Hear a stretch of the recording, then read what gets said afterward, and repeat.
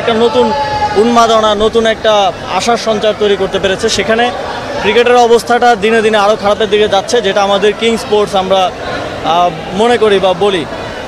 তো সেই জায়গা থেকে বিগত সময়ের পারফরমেন্সকে কেন্দ্র করে এবং বিপিএলের যে সত্যানুসন্ধান কমিটি ছিল আমাদের, তাদের রিপোর্টে আমরা দেখেছি যে বিপিএলে অনেকগুলো অনিয়ম এবং দায়িত্ব অবহেলার কারণে বিপিএলে যে ধরনের পরিস্থিতি সৃষ্টি হয়েছে আপনারাই রিপোর্ট করেছেন।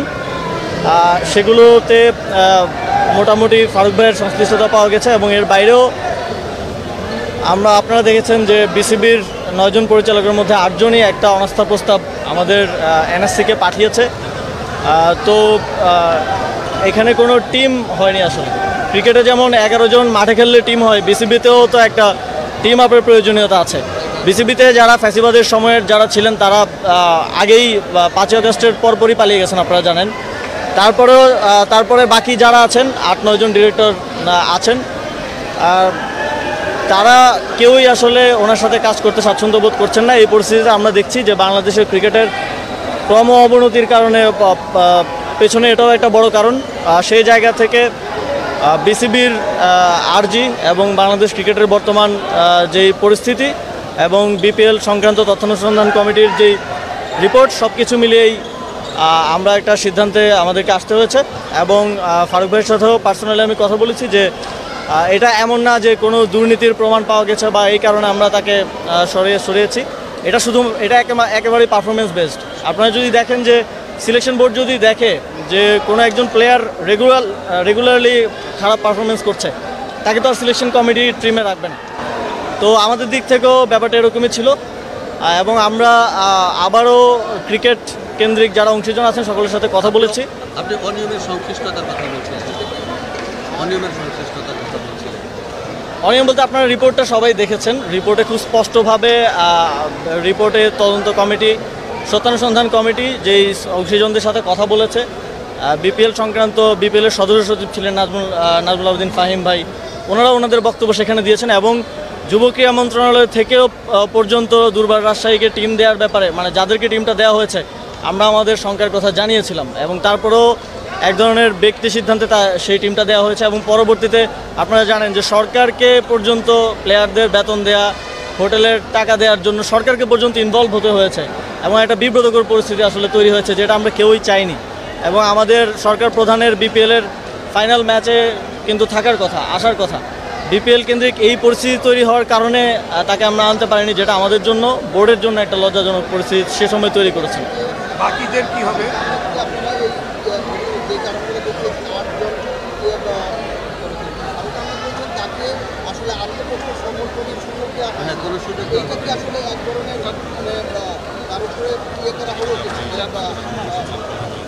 ব্যক্তিগত পর্যায়ে তো আমি কথা বলেছি, তখন তো আত্মপক্ষ সমর্থনের মতো তেমন কিছু এই বিষয়গুলোতে তিনি আমাদেরকে দিতে পারেননি। বের করে দেওয়ার রেওয়াজ নাই, এটা কি তাহলে কি সরকার, আপনি কি ভুল করেছেন মনোনয়ন দিয়ে? এইটা রেওয়াজ আপনাকে দেখতে হবে যে এটার মানে সিস্টেমটা কি।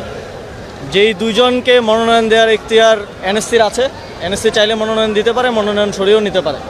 আপনি সেই জায়গা থেকে আমরা মনোনয়ন দিয়েছি।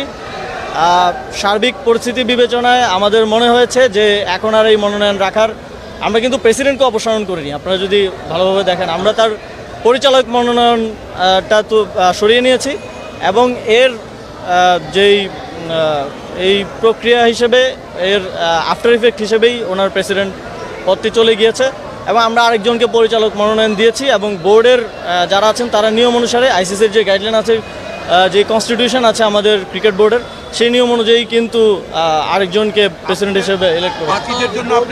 এত অনিয়মের কথা আপনি বলছেন, ভাই একজন সব প্রশ্ন করে, একজন তো সব প্রশ্ন করলে হবে না।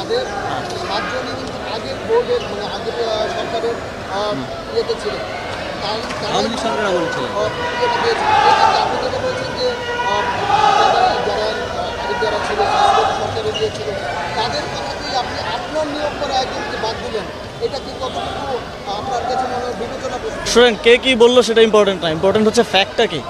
ফ্যাক্ট তো আপনারা দেখেছেন, আপনারা নিজেরাও রিপোর্ট করেছেন। বিপিএল নিয়ে আপনারা স্পোর্টসের কোন সাংবাদিকটা রিপোর্ট করেনি বিপিএলের অনিয়মের বিষয় নিয়ে? কেউ আছেন যে রিপোর্ট করেননি? আপনারা সবাই করেছেন। তো আমরা সেটা অনুযায়ী একটা তো সত্যানুসন্ধান কমিটিও করেছি। তো আমরা ফ্যাক্টগুলো বিবেচনায় নিয়েছি, কে কী বললো এগুলো দেখার বিষয় না। আর আমি মনে করি যে আপনাদের থেকে শুরু করে বাংলাদেশের 16 কোটি মানুষ চায় বাংলাদেশের ক্রিকেটটা ভালো করুক। আমার ফোকাসটা হচ্ছে ক্রিকেট ভালো করবে কিভাবে সেটার দিকে। আমার ফোকাসটা এরকম না কোন ব্যক্তিকে বসালাম বা কাকে। এখানে ভাই আমিনুল ভাইকেও আমি চিনি না, ফারুক ভাইকেও আমি চিনতাম না। আমি ক্রিকেট সংশ্লিষ্ট 10 জন মানুষের সাথে কথা বলেছি, যাদেরকে আমার মনে হয়েছে অংশীজন, তাদের মতামতের ভিত্তিতে তখন ফারুক ভাইকে আমরা এনেছিলাম। কিন্তু অ্যাডমিনিস্ট্রেটিভ জায়গায় আমরা দেখেছি যে সেভাবে কাজ হয়নি এবং বাংলাদেশের ক্রিকেট তার মানে ঐতিহাসিকভাবে তলানিতে চলে যাচ্ছে। তো এটা একটা কনসার্ন, এটা একটা ন্যাশনাল কনসার্ন। তো এই জায়গা থেকে আমরা ক্রিকেটের উন্নতির জন্য ফ্যাক্টগুলোকে বিবেচনায় নিয়ে আবার আমাদের জায়গা থেকে সিদ্ধান্ত নিয়েছি। কিন্তু যে কথাগুলো বলা হচ্ছে যে সরকারের অতিরিক্ত হস্তক্ষেপ, এখানে সরকারের হস্তক্ষেপের কিছু নেই। সরকার তার যতটুকু ক্ষমতা আছে, যতটুকু এখতিয়ারভুক্ত আছে, সেই বিবেচনায় হস্তক্ষেপ করেছে। দুইজন ডিরেক্টর দেওয়ার ক্ষমতা সরকারের আছে, সরকার সেখানে পরিবর্তন করেছে। সরকার প্রেসিডেন্টকে অপসারণ করেনি। প্রেসিডেন্টের অপসারণটা সেটার আফটার ইফেক্ট হিসেবে হয়েছে এবং বিসিবির কনস্টিটিউশন অনুযায়ী আরেকজন নতুন প্রেসিডেন্ট এসেছে। এবং এই বিষয়ে যে আইসিসির ব্যানের কথাও বলা হচ্ছে, অনেকে বলছেন, আমাদের আইসিসির সাথেও প্রপারলি যোগাযোগ হয়েছে এবং যিনি এখন প্রেসিডেন্ট এসেছেন তিনি নিজে আইসিসিতে দীর্ঘ সময় ধরে কাজ করে আসছেন। তো কোনো কমিউনিকেশন গ্যাপ আমাদের দিক থেকে নেই এবং আইসিসিও এটাকে সাধুবাদ জানিয়েছেন। বাংলাদেশের বর্তমান যেই ক্রিকেটের অবস্থা সেটা তো আইসিসিরও অজানা নয়। সেই জায়গা থেকে তারও এই সিদ্ধান্তকে বা এই নতুন নেতৃত্বকে স্বাগতম জানিয়েছে। এত অনিয়মের কথা বলছেন, সার্চ কমিটি কি করলো? স্যার সার্চ কমিটি কি করলো? আপনি তো অনেক প্রশ্ন করছেন। নিশ্চিতভাবেই ফারুক ভাইয়ের কথা হয়েছে, আপনি বলছিলেন, এবং কি কথা হয়েছে সেটা যদি একটু জানান। আপনি তো অক্টোবরের বিসিবির ইলেকশন, সেই ইলেকশনে আসলে এই প্রক্রিয়াটার প্রভাবটা কেমন পড়বে? আমিও ভাই এসছে 3 মাসের জন্য, তিনি বলেছেন শর্ট টাইমের জন্য এসছেন, যদি এই দুটো বিষয়। প্রথমত আগামী ইলেকশনের টেন্টেটিভ টাইমটা হচ্ছে অক্টোবর, যতটুকু জানি। তো আমরা কোনো সময়সীমা দেইনি। আমার যেটা কথা হয়েছিল আমিনুল ভাইয়ের সাথে, আমি ওনাকে জাস্ট জানতে চেয়েছিলাম যে আপনি বাংলাদেশের ক্রিকেটের জন্য কাজ করতে চান কিনা। কারণ উনি আইসিসিতে যেই স্যালারি পান আমরা তো সেটা ওনাকে অফার করতে পারছি না, কারণ এটা একটা অনারারি পোস্ট, আপনারা জানেন। তো ওনারও একটা দীর্ঘদিন সেখানে কাজ করার যেই সেটাকে ব্যত্যয় ঘটে উনি আসবেন কিনা। তো তিনি তখন হ্যাঁ বলেছেন, রাজি হয়েছিলেন কাজ করার জন্য। কোন ক্যাপাসিটিতে সেটা আমরা তখনও ঠিক করিনি। তবে বর্তমান যে সার্বিক পরিস্থিতিতে ওনাকে সভাপতির দায়িত্বটা বিসিবির বাকি পরিচালকরা নিয়ম অনুযায়ী ওনাকে নির্বাচিত করেছেন। আর প্রথম কোশ্চেনটা কি? হ্যাঁ, ফারুক ভাইয়ের সাথে আমার যেটা কথা হয়েছিল, যখন রিপোর্টটা আমাদের হাতে আসলো এবং 8 জন ডিরেক্টরের যেই অনাস্থা প্রস্তাবটা আসলো, আমি উভয় পক্ষকেই বলেছিলাম এটা যথাযথ, এটা গোপন রাখার, যাতে গোপন থাকে। কিন্তু আপনারা তো জানেন স্পোর্টস সেক্টর আসলে কোনো কিছুই গোপন থাকে না, আপনাদের কাছে চলেই যায়। তো ফারুক ভাইয়ের সাথে আমার কথা হয়েছিল যে আমরা এটা এই স্পোর্টসের বা ক্রিকেটের পরিবেশটাকে খারাপ না করে যথাযথভাবে মানে পানি ঘোলা না করে সমাধান করতে পারি কিনা। উনি নিজে থেকে যদি করতেন তাহলে হয়তো আমাদেরকে ওনার পরিচালক মনোনয়নটা তুলে নিতে হতো না। তবে যাই হোক, সেটা তো আর সম্ভব হয়নি, যে কারণে আমাদেরকে উদ্যোগটা নিতে হয়েছে। এখন আমি যেটা বললাম যে আমাদের হচ্ছে কোনো একটা প্লেয়ার যদি খারাপ খেলে, আপনি যদি সিলেকশন কমিটিতে থাকেন আপনি তাকে রাখবেন না, এটাই স্বাভাবিক। তো আমাদের সেই সুযোগটাও ছিল নিয়ম অনুযায়ী। আপনারা জানেন যে আমরা এখানে কনস্টিটিউশনের কোনো ব্যত্যয় আমরা ঘটাই নাই, বিসিবির কনস্টিটিউশনের কিংবা আইসিসির গাইডলাইনেরও কোনো ব্যত্যয় আমরা ঘটাই নাই। জোরপূর্বক কাউকে প্রেসিডেন্ট অপসারণ করা হয়নি। আমরা আমাদের মনোনয়নটা প্রত্যাহার করেছি এবং নতুন একজনকে মনোনয়ন দিয়েছি। এইটা এনএসসির যেই 2 জন ডিরেক্টরের কোটা আছে, এটা যে কোনো সময় এনএসসি চাইলে করতে পারে।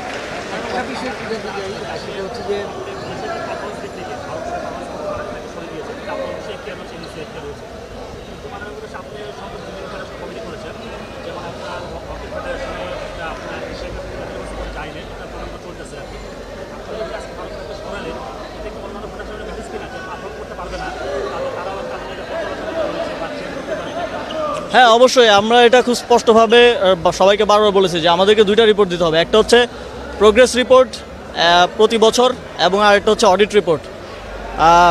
এই 2টা রিপোর্ট প্রত্যেকটা ফেডারেশন আমাদেরকে দিতে হবে। আমরা তাদের প্রোগ্রেসটা দেখব এবং কোথায় কোথায় তাহলে একটা যোগাযোগও আমাদের মধ্যে থাকবে যে কোথায় কোথায় সহযোগিতা করলে সরকার আরও ভালো করতে পারে, ওই ফেডারেশন ওই স্পোর্টসটা আরও ভালো করতে পারে। তো এই 2টা জিনিস সবসময় মানদণ্ড থাকবে এবং শুধুমাত্র যে প্লেয়াররা পরিবর্তন হবে সেটা তো না, যে পারফর্ম করতে পারবে না, আমি যদি পারফর্ম করতে না পারি, আমি যদি ব্যর্থ হই, তাহলে আমিও পরিবর্তন হতে পারি। তো প্রত্যেকটা জায়গাতেই আমার মনে হয় এই ট্রান্সপারেন্সির জায়গাটা থাকা দরকার এবং এই প্রোগ্রেসটা দেখা দরকার যে ফেডারেশনগুলো কেমন প্রোগ্রেস করছে, কেমন কাজ করছে। আমি তো আর দায়িত্বে থাকা অবস্থায় বাংলাদেশের ক্রিকেটকে ডুবে যেতে দিতে পারি না। তো সেই জায়গা থেকে আমার যতটুকু এখতিয়ার আছে নিয়ম অনুযায়ী ততটুকু সবসময়ই চেষ্টা করে যেতে হবে। লাস্ট টু কোয়েশ্চেনস মাননীয় উপস্থিত আগে বলে যে পরিচালকরা ছিলেন তারা তো বল তো দিয়েছে কিন্তু ফারুক আহমেদের বেলা সেটা নয়। আগের বোর্ডের পরিচালক মাত্র 9 জন আছেন, আপনারা জানেন 25 জন পরিচালক ছিলেন, 25 জনের মধ্যে 9 জন আছেন এবং আপনারা এটাও ভালোভাবে জানেন যে কনস্টিটিউশন অনুযায়ী আমরা নির্বাচিত কোনো পরিচালককে তো আসলে অপসারণ করতে পারি না। তবে আগামীতে ইলেকশন আসছে, আপনারা জানেন আমাদের যে জেলা ক্রীড়া সংস্থাগুলো, বিভাগীয় ক্রীড়া সংস্থাগুলো পুনর্গঠিত হচ্ছে এবং ক্লাবের ক্ষেত্রেও বিসিবি দেখবে যে কোন কোন ক্লাব বিগত সময়ে আসলে অস্তিত্ব নেই কিন্তু ভোট ব্যবহার করেছে, সেগুলো অ্যাসেসমেন্ট হবে এবং প্রকৃতভাবে একটা নির্বাচন এবং নির্বাচনের মাধ্যমে বিসিবিতে একটা লিডারশিপ ট্রানজিশন হবে। তখন আমি মনে করি যে প্রকৃত ক্রীড়া সংগঠক এবং প্রকৃতভাবেই ক্রিকেটের জন্য কাজ করতে পারবে এমন ব্যক্তিত্ব সামনে বিসিবিতে আসবে এবং এটা শুধু একজন না, 25 জন আসবে। Thank you.